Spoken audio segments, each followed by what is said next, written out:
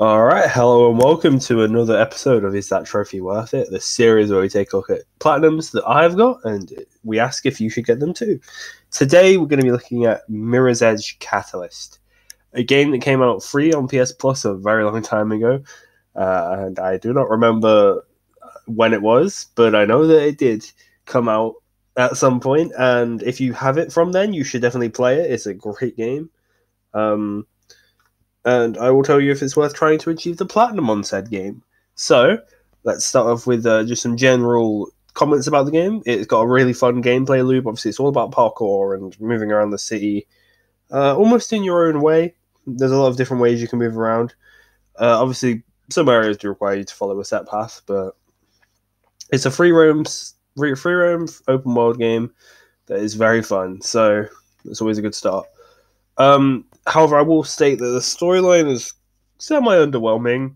It's mainly because even 5 years after, I can still remember the Shadow of Mordor story a bit. I can remember, Skyrim really well. I can remember, I can remember COD World War II, even though I don't want to.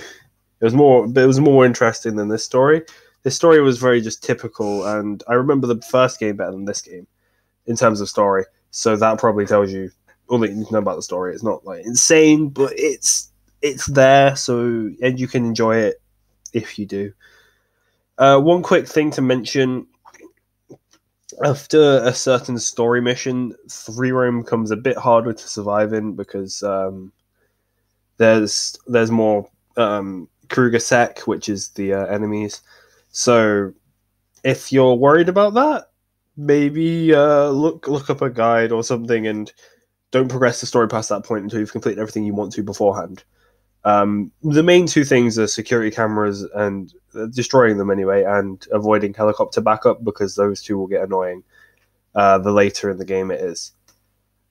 As for the rest of free roam, you will be free roaming a lot because many of the trophies are related to collectibles. Actually, all the rarer trophies are collectible trophies. The story trophies are relatively, easy to do, and there's only a few miscellaneous trophies. The game is actually very simple in terms of its trophy list. It's just a story collectible miscellaneous kind of thing. Oh, and side missions, I guess. Side missions / collectibles is what I should say, because those two are always like the side stuff, the main side stuff. So it is interesting to explore because if you do explore, you'll find a lot of random things that you maybe wouldn't have realized beforehand. There are collectibles in each story mission. However, a good thing is that you can return to every story mission at any point, so you don't have to worry about getting them on like one playthrough. Although you can always do that if you so wish. Yeah.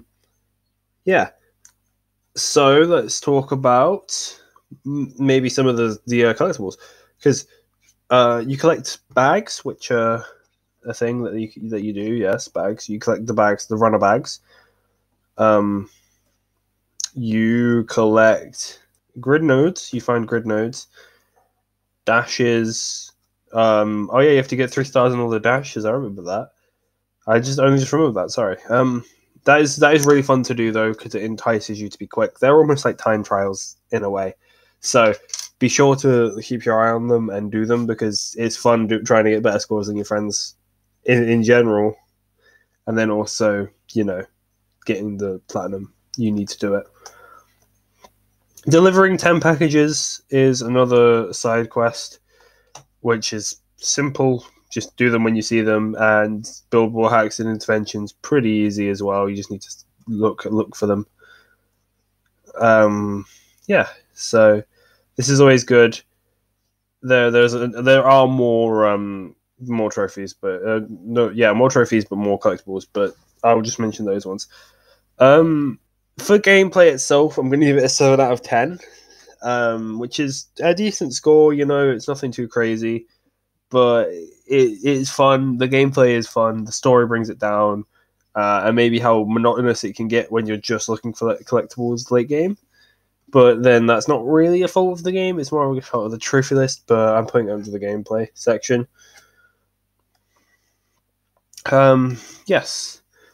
So Now I can move on to the trophy list a bit more because I've already kind of done the collectibles. Side missions fall under the same kind of category as well. This game has an 8.23% platinum percentage on PSN profiles and a 1.0 across PSN. It took me 2 weeks and an hour to complete. Granted, I wasn't playing it for 2 weeks and an hour, you know, but it gives you a rough estimate of like timelines. Yes, and there are some really interesting movement trophies. These are like the miscellaneous trophies that I was talking about because it entices you to play a certain way, or not play a certain way, but like try and do things in a certain rotation of abilities. So this one, Bell of the Ball, vault, slide, jump, wall climb, turn, jump, wall run. Yeah, so you need to get to a place you can do it. And it is complex, and it will take you a few tries, but it's fun when you do it, and it's you do need some good patience for it, though. So do keep that in mind. Yeah. So that runs for a few of them. I think it's George's Garrison as well. So absolute, yeah. All of these ones are similar. And then, oh yeah, two trophies do require online for, which is kind of sad, but it's not hard.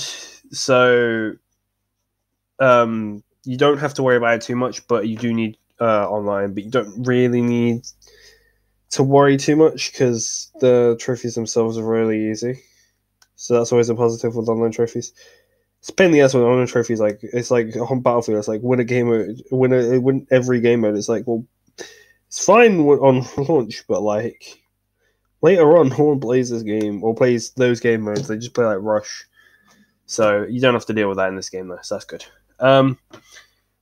And yeah, if you have the game, definitely platinum it. If you don't, I wouldn't necessarily say go out your way to platinum it. But if you enjoy like Dying Light, if you enjoy the movement of Dying Light, then I would say play this game. I think Dying Light was maybe a bit more fluid. I definitely think the first game was better, but I think it's still worth playing if you enjoy that kind of genre of games.